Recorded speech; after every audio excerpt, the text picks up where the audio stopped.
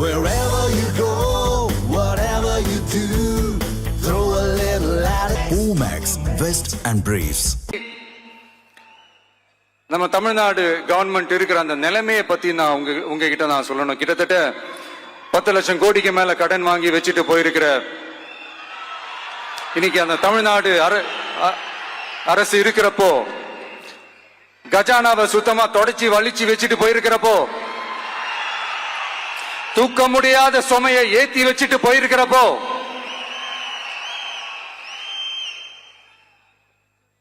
அப்படிப்பட்ட ஒரு நிலைமையில தான் இந்த பொறுப்பை நம்ம கையில எடுத்திருக்கிறோம். உடனே நீங்க நினைக்கலாம், என்னடா இவர் ஏதோ பொறி வச்சு பேசுறாரா அப்படின்ட்டு. அப்படியெல்லாம் எதுவுமே கிடையாது. உள்ள போய் பார்த்தாதான் தெரியும் எது எந்த நிலைமையில இருக்குன்னு, என்ன இருக்கு என்ன இல்ல, எது எந்த நிலைமையில இருக்கு எது எந்த நிலைமையில இல்ல.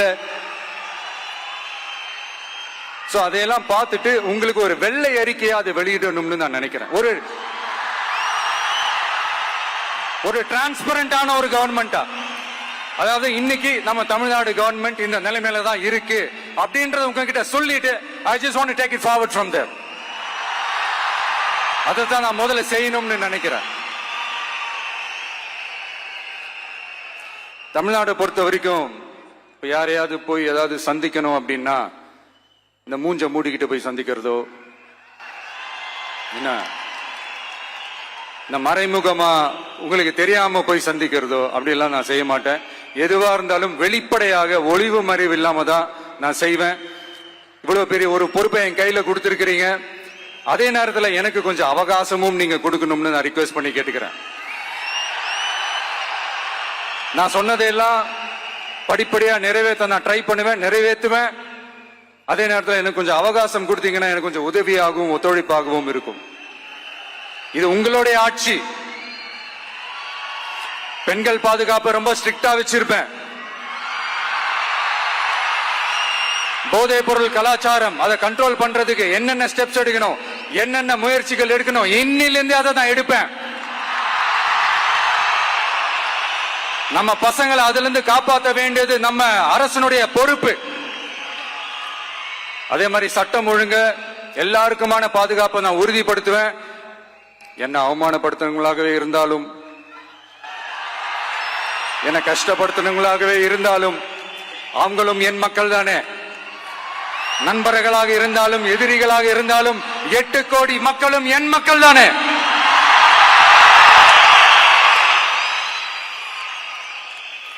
அது மாதிரி இந்த அடிப்படை விஷயங்கள், கல்வி, ரேஷன், மருத்துவம், குடிநீர், சாலை வசதி, பஸ் வசதி, இந்த மாதிரி விஷயங்கள்ல தான் என்னுடைய முதல் கவனம் செலுத்தணும்னு எனக்கு தோணுது. நான் முன்னாடியே சொன்ன மாதிரி மக்கள் பணத்துல இருந்து ஒரு பைசா கூட நான் தொட மாட்டேன். எனக்கு அது அவசியமும் இல்லை. அது உங்களுக்கு நல்லாவே தெரியும். இந்த விஜய் தப்பு பண்ண மாட்டான், தப்பு பண்ணவும் விட மாட்டான். அது யாராக இருந்தாலும் சரி, என்னோட கவர்மெண்ட்ல என் கூடவே இருக்கிறவங்களாகவும் சரி, விட மாட்டான். சப்போஸ் யாருக்காவது அப்படி ஒரு எண்ணம் மனசுல இருந்துச்சுன்னா, நம்ம ஜெயிச்சுட்டோம், ஒரு ஆட்டம் ஆடி பார்க்கலாம் அப்படின்ற எண்ணம் யாருக்காவது இருந்துச்சுன்னா இப்பவே இந்த நிமிஷமே அதை எரேஸ் பண்ணிருங்க.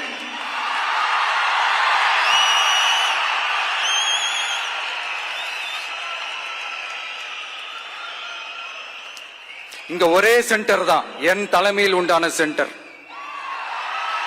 இந்த பக்கம் ஒரு சென்டர், இந்த பக்கம் ஒரு பவர் சென்டர், அங்க ஒரு பவர் சென்டர், அதெல்லாம் கிடையவே கிடையாது. இப்பவே சொல்லிடுறேன்.